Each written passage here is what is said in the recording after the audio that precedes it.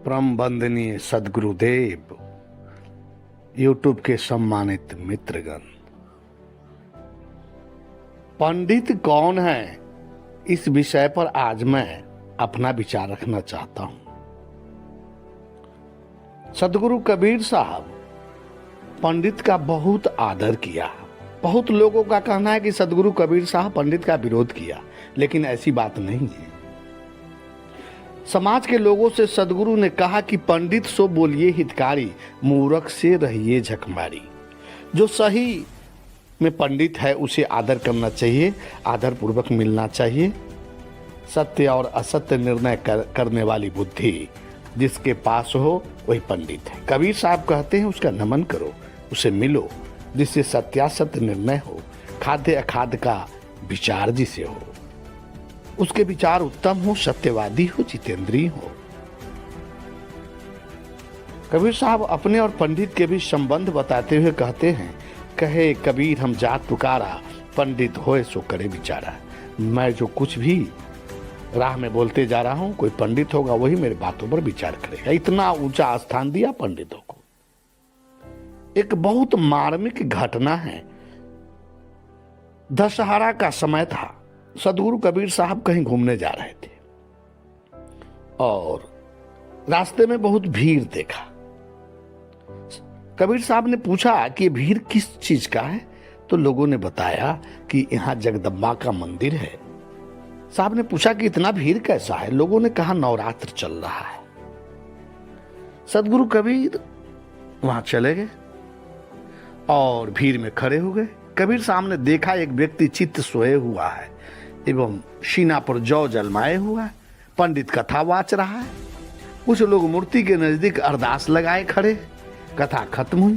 कबीर साहब ने दृष्टि दौड़ाई तो एक कोने में 8-10 बकरा बंधे हुए थे। अब कबीर साहब सोचने लगे, कुछ अज्ञानी लोग मिट्टी के मूर्ति के सामने तो अरदास लगाए हुए हैं, पंडित कथा वाच रहा है, लेकिन बकरा कौन सा मंत्र जाप कर रहा है। इतने में पंडित के बीच से एक जल्लाद निकला।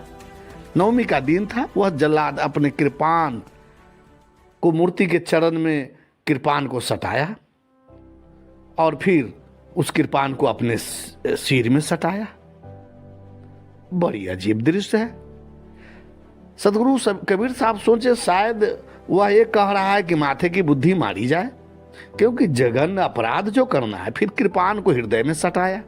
शायद वह यह सोच रहा होगा कि हृदय की दया समाप्त हो जाए। फिर क्या था, सिर में सटाकर बुद्धि को हटा दिया और हृदय में सटाकर दया को हटा दिया।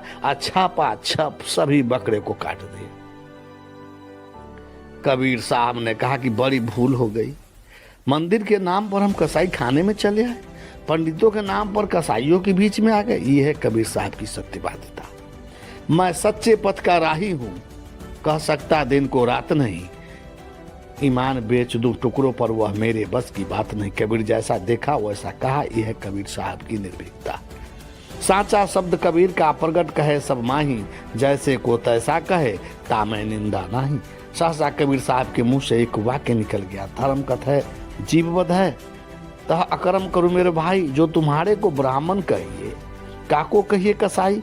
कबीर साहब कहते कि मूर्ति या तुम घर में रखते हो कोई बात नहीं, राम को रखिए, महात्मा बुद्ध को रखिए, गणेश को रखिए, हनुमान को रखिए, माता पिता का रखिए। कबीर साहब मूर्ति रखने का कोई विरोध नहीं करते हैं। मूर्ति अगर रखिएगा तो आपके अंदर एक सकारात्मक ऊर्जा उत्पन्न होगा। उनके विचार आपको याद होगा कि राम कैसे थे, उनका दिनचर्या क्या था, महात्मा बुद्ध कैसे थे, उनका दिनचर्या कैसा था। लेकिन मिट्टी का मूर्ति बनाकर सजीव प्राणी का जो वध करते हो, इसका विरोध कबीर साहब ने किया। सदगुरु कहते निर्जीव आगे सरजीव थापे, लोचन कछु न सूझे। सदगुरु कबीर साहब कहते कि ये अंधे कसाई लोग, जिस जगदम्बा की मूर्ति के आगे बकरा को काट दिया, वह जगदम्बा की मूर्ति तो निर्जीव है। क्या मिट्टी की मूर्ति बकरा खाएगी? जिस बकरा को तूने काटा है उसके अंदर आत्मा है। अरे हत्यारे निर्जीव के आगे तूने सजीव की हत्या कर दिया। थोड़ा सा भी दया धर्म नहीं है। तुम कसाईयों को तो क्या कहा जाए, तुम पंडित हो कि कसाई। कबीर साहब इसका विरोध करते हैं साहब मूर्ति का विरोध नहीं करते। मूर्ति रखना बुरी बात नहीं है। घर में राम की, कृष्ण की, सदगुरु की, माता पिता की तथा जो भी तुम्हारा इष्ट हो मूर्ति रखो, इसमें कोई बुराई नहीं। परंतु निर्जीव मूर्ति को तुम भोग लगाते हो, किसी में रुकता है। मूर्ति कभी खाया है? मूर्ति तो साधना का एक आधार है। प्रतीकोपासना, नाम उपासना साधना का एक स्तर है, साधना का एक अवलंब है। मूर्ति के नाम पर जो जघन्य अपराध हुआ, कबीर साहब उसका विरोध करते। जहां इस तरह का जघन्य पाप होता है उसे कबीर साहब अधर्म कहते। तो कबीर साहब विरोध कहाँ कर रहे हैं? सांचा शब्द कबीर का प्रगट का है जगमाही।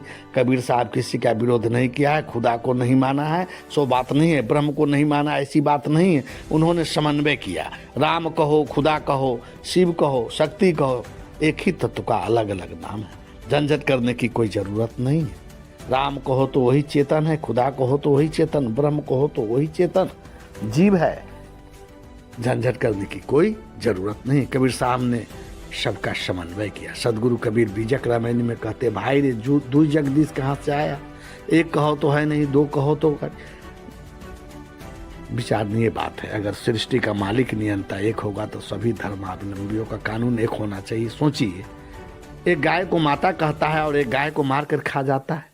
एक कहता है ईश्वर पूरब में है, एक कहता है ईश्वर पश्चिम में। किसका बात सही? कौन फैसला करेगा?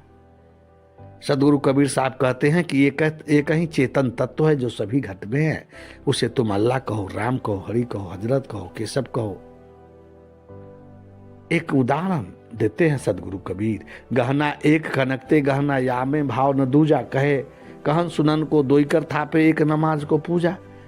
सोने का गहना कान में का हो, नाक में का हो, कंठ का हो, तरह तरह के आकार का हो, सभी गहना को तोड़ कर गला कर एक कर दिया जाए तो अलग अलग होगा, एक होगा।